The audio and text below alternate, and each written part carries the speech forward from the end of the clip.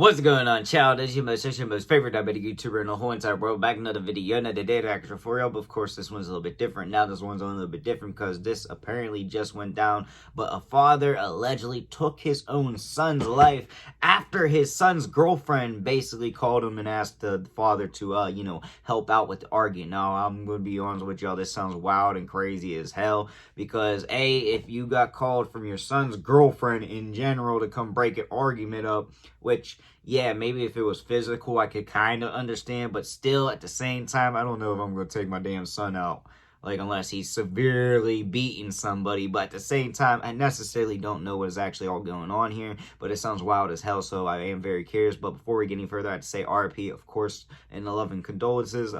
My bad, learned disability, kicked in wrong timing, and also, before we get any further, I have to say it is all love, no hate. Alright, child, no more stasis, let's get into the video now.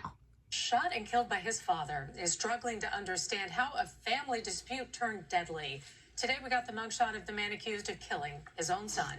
Channel 2's Michael Simon spoke I with could her. never, low He's key. alive in Buckhead I ain't got kids, after but speaking like to that victim's sister.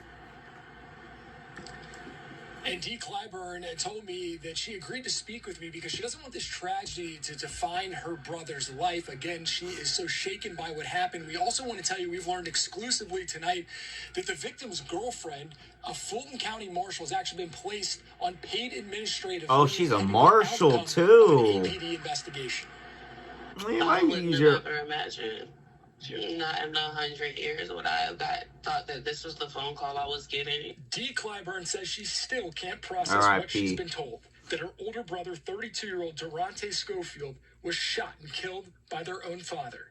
On Friday, Clyburn spoke with us by phone, fighting back tears as she described the shock and heartbreak. That's my big brother, and I will never be able to call him again. Clyburn says Schofield was the proud father of 2 young children, Damn, an entrepreneur who worked as an kids. independent contractor in Metro Atlanta, and a family man who loved being a dad, a brother, and a creative spirit. He cared genuinely and deeply about people. He was a passionate person. Earlier in the day, a judge denied bond for their father, 54-year-old Durante Rhodes Tolliver. Investigators say he drove to the 55 Far Apartments in Buckhead after learning his son had been involved in a car crash. According to an affidavit, he and his son began fighting inside the apartment, but when officers arrived, they say both men appeared calm and walked out together. Once they got to the parking lot, the argument started again. Investigators say the father told police he believed his son reached towards his waistband as if he had a gun, so he fired at least 12 shots. Police say they searched Schofield's body, but he did not have a gun. What kind of dumbass excuse is that? Remember him as being a lover and a giver. Nah, I ain't believing that shit. I'm sorry.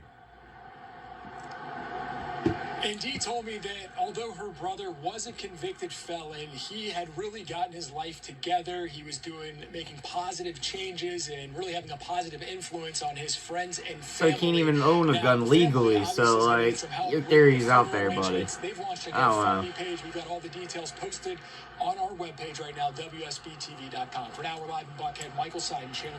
Alright, so I'm gonna be honest with y'all. Me personally, I feel like that's some BS. Now, it's all alleged because I don't necessarily know what all the, proof is or anything like that. But like he said, he saw him reaching for his pants.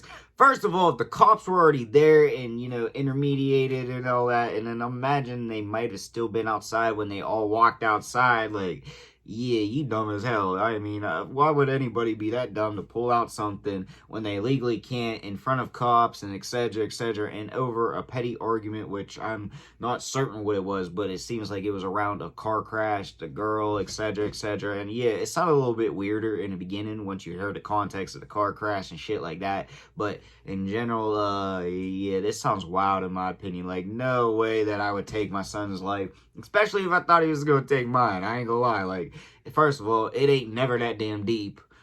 I mean, it is, but it ain't at this point. But, like, yeah, if I'd have said, I ain't gonna lie. Like, go ahead. You do it. You be doing some dumbass shit. You kill your daddy. Alright, bet. Because I ain't gonna take you out. You gotta take me out.